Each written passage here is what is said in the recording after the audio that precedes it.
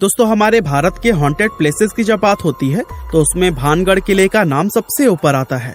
राजस्थान में मौजूद इस 500 साल पुराने किले का लोगों में कुछ ऐसा खौफ है कि यहाँ पर लोग दिन में भी जाने से कतराते हैं और यहाँ तक कि कहा जाता है कि रात के समय में जो कोई भी इस किले में जाता है वो फिर कभी भी वापस लौटकर नहीं आता।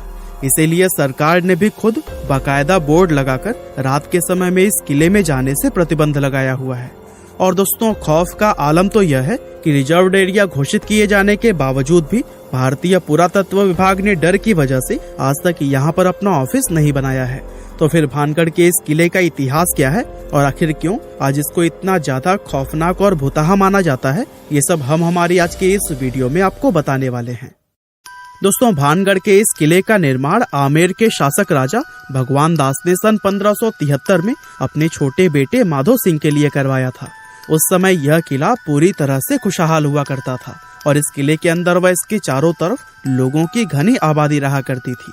लेकिन फिर अचानक एक ऐसी अनहोनी हुई जिससे कि इस किले की खुशियां हमेशा के लिए खत्म हो गई और एक समय खुशहाल नजर आने वाला ये विशाल किला एक भुतहा जगह में बदल गया।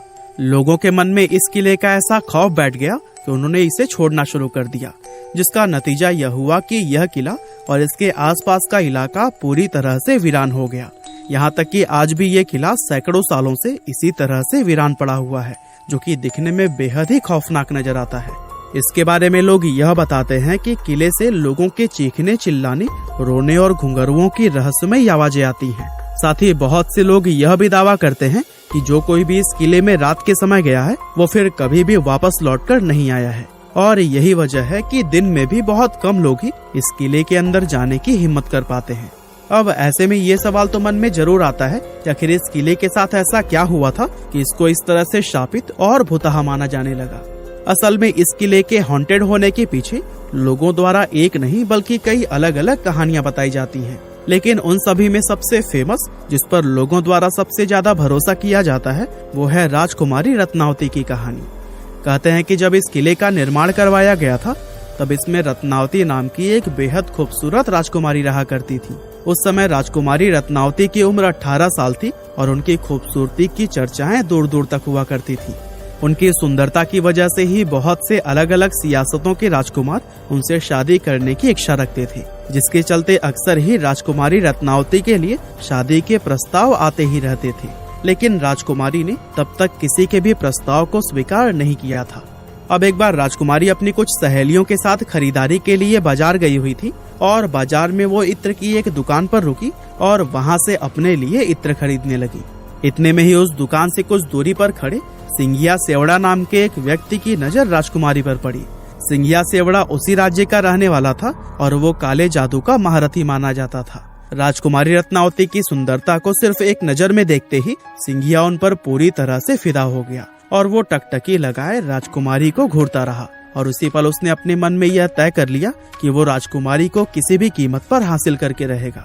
अब चूंकि वो तंत्र मंत्र और काला जादू जानता था, इसीलिए उसने राजकुमारी के पसंद किए हुए इत्र की बोतलों में से एक बोतल चुपके से उठाई और उस बोतल पर कुछ तंत्र मंत्र करके उसे धीरे से वापस उसी जगह पर रख दिया। असल में वो अपने तंत्र विद्या की मदद से राजकुमारी को अपने वश में करना चाहता था और उसका ये प्लान काफी हद तक सफल भी हो गया, क्योंकि राजकुमारी ने उसे इत्र के साथ छेड़छाड़ करते हुए देखा भी नहीं था। और फिर राजकुमारी इत्र की शीशी लेकर अपने किले की तरफ वापस जाने लगी। साथ ही सिंघिया सेवड़ा भी छिप छिप कर राजकुमारी का पीछा करने लगा। हालांकि अभी राजकुमारी सिर्फ कुछ दूर पहुंची ही थी, तभी उनकी एक सहेली ने उन्हें बताया कि एक अनजान व्यक्ति ने इत्र की शीशी पर तंत्र मंत्र किया हुआ है। असल में राजकुमारी की उस सहेली ने सिंघिया सेवड़ा को इत्र की शीशी पर काला जादू करते हुए देख लिया था, लेकिन वो डर की वजह से दुकान में कुछ भी नहीं बोल पाई थी। अब राजकुमारी को जैसे ही काले जादू की बात पता चली तो उन्होंने वो इत्र की शीशी रास्ते में पड़े हुए एक विशाल आकार के पत्थर पर दे मारी। पत्थर पर पड़ते ही वो शीशी टूट गई और सारा इत्र उसी पत्थर पर बिखर गया। और दोस्तों, इस तरह से इत्र पर किया गया वो काला जादू उस पत्थर में आ गया, जिसके बाद से वो पत्थर खुद ब खुद लुढ़कते हुए सिंघिया सेवड़ा की तरफ बढ़ने लगा। दरअसल सिंघिया ने उस इत्र पर ऐसा जादू किया था कि जो भी कोई उस इत्र को लगाता वो खुद ही उस तांत्रिक सिंघिया की तरफ खींचा चला आता।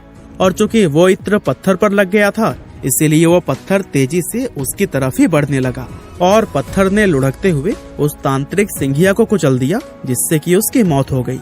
लेकिन मरने से पहले सिंघिया सेवड़ा ने यह शाप दे दिया कि राजकुमारी समेत इस किले में रहने वाले सभी लोग जल्द ही एक दर्दनाक मौत मरेंगे और उनकी आत्माएं हमेशा के लिए इस किले में भटकती रहेंगी। इस हादसे के कुछ ही समय बाद भानगढ़ और उसके करीबी राज्य अजबगढ़ के बीच में एक युद्ध छिड़ गया था। और दोस्तों, अजबगढ़ की सेना बहुत ही ज्यादा शक्तिशाली थी, जिसके चलते उनके सिपाही भानगढ़ के किले में घुस गए और किले में मौजूद हर एक पुरुष, महिला और यहाँ तक कि बच्चों को भी मौत के घाट उतार दिया, जिसमें कि राजकुमारी रत्नावती भी नहीं बच पाई थी। और दोस्तों, कहते हैं कि इस खतरनाक कत्लेआम के बाद से ही यह किला शापित हो गया था और उस नरसंहार में मारे गए मासूम लोगों की आत्माएं किले के अंदर ही भटकने लगी थी। दरअसल किले के आसपास रहने वाले लोगों को अंदर से अजीब अजीब आवाजें आती थी और साथ ही किले की तरफ जाने वाले लोगों के गायब होने की घटनाएं भी अक्सर सुनने को मिलती रहती थी। और दोस्तों, इन सभी चीजों के चलते ही किले के आसपास रहने वाले लोगों ने भी अपनी बस्तियां छोड़कर दूसरी जगह पर रहना शुरू कर दिया और देखते ही देखते यह किला और इसके आसपास का इलाका पूरी तरह से वीरान हो गया।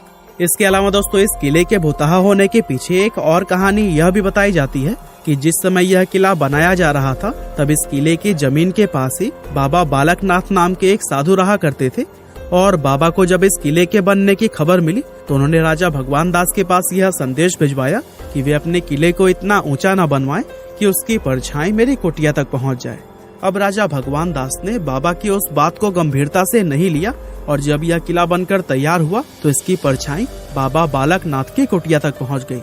और दोस्तों, उस परछाई को देखकर बाबा क्रोधित हो गए और गुस्से में उन्होंने श्राप दिया कि भानगढ़ पूरी तरह से तबाह हो जाएगा। और दोस्तों, बहुत से लोग आज यह भी मानते हैं कि भानगढ़ किले की यह हालत बाबा बालकनाथ के उसी श्राप की वजह से ही हुई है। इसके अलावा एक कहानी तो यह भी बताई जाती है कि भानगढ़ में एक युद्ध हुआ था, जिसमें कि भानगढ़ के सिपाही पूरी तरह से हार गए थे, लेकिन भानगढ़ के राजा और उनके परिवार के दूसरे लोग अपनी जान बचाकर वहां से भागने में कामयाब रहे। अब चूंकि उन लोगों ने किले के अंदर अपना काफी सारा खजाना छिपाया हुआ था, इसीलिए दुश्मनों से उस खजाने को बचाने के लिए एक झूठ फैलाया गया कि यह किला पूरी तरह से शापित है और अगर कोई व्यक्ति इस किले में जाएगा तो उसकी तुरंत ही मौत हो जाएगी। और दोस्तों, इस तरह से खजाने को बचाने के लिए फैलाई गई यह अफवाह लोगों ने सच मान ली और भानगढ़ का यह किला हमेशा के लिए हॉन्टेड समझा जाने लगा। वैसे वजह चाहे जो भी रही हो, लेकिन इतना जरूर है कि इस किले को भुतहा बनाने में हमारी सरकार का भी काफी हाथ रहा है। दरअसल कानून में भूत प्रेत पिशाच और बुरी आत्मा जैसे किसी भी चीज को कोई जगह या फिर मान्यता नहीं दी गई है और आज तक किसी भी कोर्ट ने अपना कोई भी फैसला भूत प्रेत को ध्यान में रखकर नहीं सुनाया है। इसके बावजूद भी सरकार द्वारा किले के बाहर बोर्ड लगाकर उस पर लिखना कि रात में इस किले में जाना मना है और भारतीय पुरातत्व विभाग का